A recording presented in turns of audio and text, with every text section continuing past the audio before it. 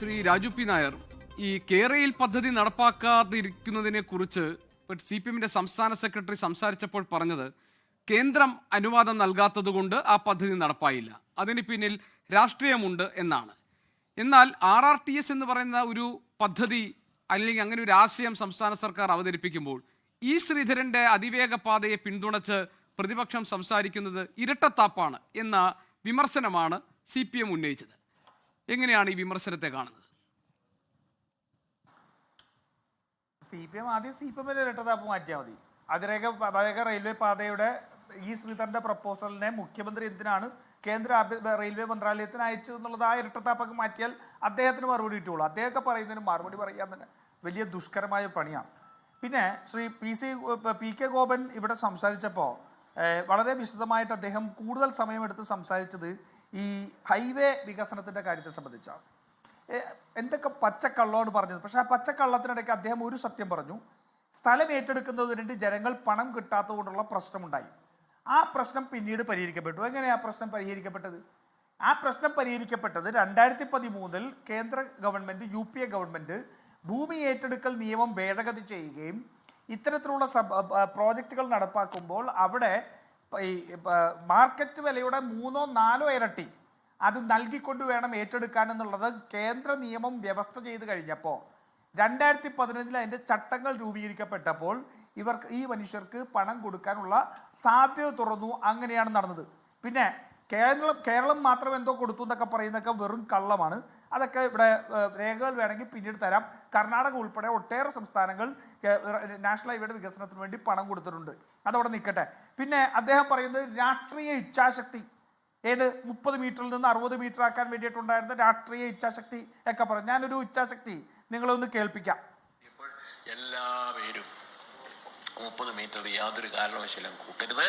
അങ്കമാലി മുതൽ അരൂർ ചേർത്തല വരെ നോക്കൂ. ഇപ്പം 30 മീറ്ററിലാണ് നല്ല റോഡ് ഇട്ടിരിക്കുന്നത്. ആ റോഡിന്റെ 2 സൈഡും കണ്ടാൽ തന്നെ അത് വെട്ടിമാറ്റിയാൽ തന്നെ പിന്നെ 30-നും കുറയ്ക്കാൻ കഴിയുമെന്ന സ്ഥിതിയാണ് ഇപ്പം അതിൻ്റെ അനുഭവത്തിൽ ഉണ്ടാകുന്നതെന്നൊക്കെ പറഞ്ഞുകൊണ്ടുള്ള അഭിപ്രായം വന്നു. ആൾ പാർട്ടീസ് യോഗത്തിലെ ചർച്ചയിൽ എല്ലാവരും ഏകകണ്ഠമായി 30 മീറ്ററിൽ കൂടാൻ പാടില്ല എന്ന് തീരുമാനിച്ചു. മുഖ്യമന്ത്രിയുടെ നേതൃത്വത്തിൽ പ്രധാനമന്ത്രിയെ കണ്ട് ഈ കാര്യങ്ങൾ പറഞ്ഞാൽ അദ്ദേഹം കണിശമായി ഇത് അംഗീകരിക്കും. ശരി, ഞാൻ അവിടെ വെച്ച് നിർത്തുകയാണ്. വേണമെങ്കിൽ കൂടുതലായിട്ട് കേൾപ്പിക്കാൻ ഈ വീഡിയോ അയച്ചു തരാം. 2010 30 മീറ്ററിൽ കൂടുതൽ പാടില്ല എന്ന് ഓൾ പാർട്ടി മീറ്റിംഗ് ഞങ്ങളുണ്ട്. കാപട്യത്തിനില്ല, ഞങ്ങൾ ഉൾപ്പെടെയാണ്. ജനങ്ങളുടെ പ്രതിരോധത്തിന് ശേഷം അവിടെ വെച്ച് കൂടിയതിനു ശേഷം സ്ഥലമേറ്റെടുപ്പ് നിർത്തിവെച്ച ഗവൺമെൻറ്റാണ് VS അച്യുതാനന്ദൻ്റെ ഗവൺമെൻറ്. മനസ്സിലായില്ലേ? അതിനുശേഷം ഉമ്മൻചാണ്ടിയുടെ ഗവൺമെൻറ് വന്നു.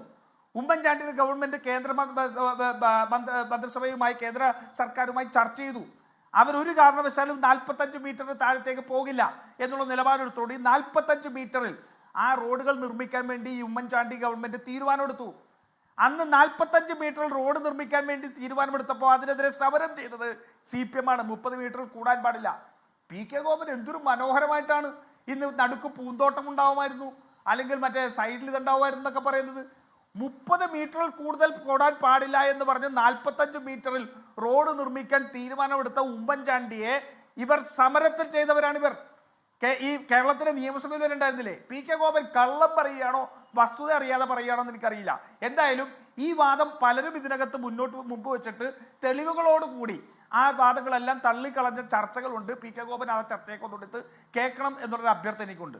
പിന്നെ രണ്ടാമത്തെ കാര്യമാണ്, ശ്രീധരനെ BJPയുടെ മുഖ്യമന്ത്രി കാൻഡിഡേറ്റ് ആയിരുന്നു. അദ്ദേഹം മത്സരിച്ചിട്ടുണ്ട്. അദ്ദേഹം പാലക്കാട് പരാജയപ്പെടുത്തിയിട്ടുണ്ട്. കോൺഗ്രസ് അദ്ദേഹത്തെ പരാജയപ്പെടുത്തുകയും ചെയ്തു.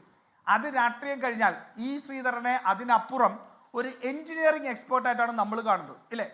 എഞ്ചിനീയറിംഗ് എക്സ്പേർട്ടായിട്ടുള്ള ശ്രീധരൻ വെച്ച ഒരു പ്രപ്പോസൽ, ആ പ്രപ്പോസൽ ഇവർ അംഗീകരിച്ചല്ലോ. അതുകൊണ്ടാണല്ലോ അങ്ങനെ ശ്രീധരൻ്റെ പ്രപ്പോസൽ അയച്ചു കൊടുത്തത്. ഇപ്പോൾ RRTSന്റെ ന്യൂനത ശ്രീധരൻ പറഞ്ഞാൽ അപ്പോൾ തന്നെ രാഷ്ട്രീയമാവണം. എങ്ങനെയാ ഒരേ സമയം ശ്രീധരൻ്റെ ഒരു പ്രസ്താവന അംഗീകരിക്കുകയും മറ്റൊരു പ്രസ്താവന രാഷ്ട്രീയമാണെന്ന് പറഞ്ഞ് നിരാകരിക്കാനും പറ്റുമോ?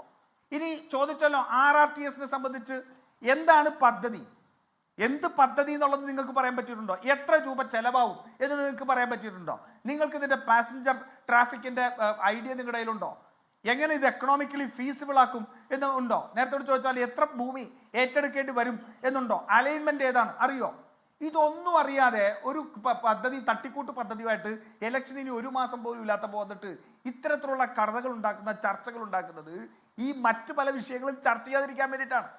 ഞാൻ പറയില്ലേ, ഈ കഴിഞ്ഞ ബജറ്റ് ഒരു വോട്ട് ഓൺ അക്കൗണ്ട് പാസ്സാക്കി പോകേണ്ടടുത്ത് ഒരു ഫുൾ ബജറ്റ് അവതരിപ്പിച്ചിട്ട് 1 മാസം പോലും ഇല്ല, ഒപ്പിടാൻ സമയമില്ല, ഓർഡറാക്കി.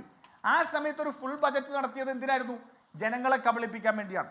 ആ കാപട്യവും കബളിപ്പിക്കലുമായിട്ടാണ് ഇപ്പോൾ ഇറങ്ങിയിരിക്കുന്നത്. എന്തായാലും ഈ ശ്രീ PK ഗോപൻ സിൽവർ ലൈനിൽ പാരിസ്ഥിതിക പ്രശ്നങ്ങൾ ഉണ്ടായിരുന്നു എന്നുള്ളതും അത് ഉപേക്ഷിക്കേണ്ടി വന്നത് കൊണ്ടാണെന്നുള്ളതും അംഗീകരിക്കുന്നത് പ്രതിപക്ഷത്തിനെ സംബന്ധിച്ചിടത്തോളം നിങ്ങൾ ഞങ്ങളെ അംഗീകരിക്കുന്നത് തുല്യമാണ്. കാരണം ഒട്ടേറെ ചർച്ചകളിൽ ഞാൻ ഉൾപ്പെടെ വന്നിരുന്നു. അന്ന് ശ്രീ PK ഗോപൻ ചർച്ചകൾക്ക് വരാറുണ്ടായിരുന്നില്ല. വന്നിരുന്ന് ഈ എംബാങ്ക്മെന്റിന്റെയും ഭിത്തിയുടെയും കാര്യമെല്ലാം പറഞ്ഞ്, കേരളത്തിന്റെ ടെറൈൻ്റെ കാര്യം പറഞ്ഞ്, കേരളത്തിൽ മറ്റൊരു ഡാമായി ഇത് മാറുമെന്നുള്ളതും ഒരു ജലബോംബായി ഇത് പൊട്ടിത്തെറിക്കുന്ന സാഹചര്യം ഉണ്ടാകും എന്നുള്ളതും ഞങ്ങളെല്ലാം ബാധിച്ചവരാണ്. അന്ന് അതൊന്നും അല്ല, പരിസ്ഥിതിക്ക് ഏറ്റവും അനുയോജ്യമാണെന്നും നിങ്ങൾ ഈ സിൽവർ ലൈൻ നിങ്ങൾ നടപ്പാക്കിയേ അടങ്ങൂ എന്നുള്ളതും ഞങ്ങളെല്ലാം വികസന വിരോധികളാണ് എന്നും പറഞ്ഞത് നിങ്ങളായിരുന്നു. അതൊക്കെ കട്ടയും പട്ടവും മടക്കിയൊക്കെ മാറ്റി വെച്ചല്ലോ അല്ലേ? ഇനിയിപ്പോൾ നമുക്ക് RRTSനെ കുറിച്ച് സംസാരിക്കാം. RRTSന്റെ വ്യക്തത കൊണ്ടുപോവാ, നിങ്ങൾ DPR കൊണ്ടുപോവാ, നിങ്ങളുടെ പാസഞ്ചർ ട്രാഫിക്കിന്റെ ബാക്കി കാര്യങ്ങൾ കൊണ്ടുപോവാ, എന്നിട്ട് സംസാരിക്കാം. പക്ഷെ അപ്പോൾ സംസാരിക്കണമെങ്കിൽ നിങ്ങൾ ഭരണത്തിലുണ്ടാവില്ല എന്നുള്ളത് മാത്രമേ ഉള്ളൂ. ലോകത്തെവിടെയായാലും ഏത് സമയത്തും 24 വാർത്തകളും ഓഗ്മെന്റഡ് റിയാലിറ്റി പാക്കേജുകളും എക്സ്പ്ലെയിനറുകളും വിശദമായി കാണാൻ ഞങ്ങളുടെ YouTube ചാനൽ നിങ്ങൾക്ക് സബ്സ്ക്രൈബ് ചെയ്യാം.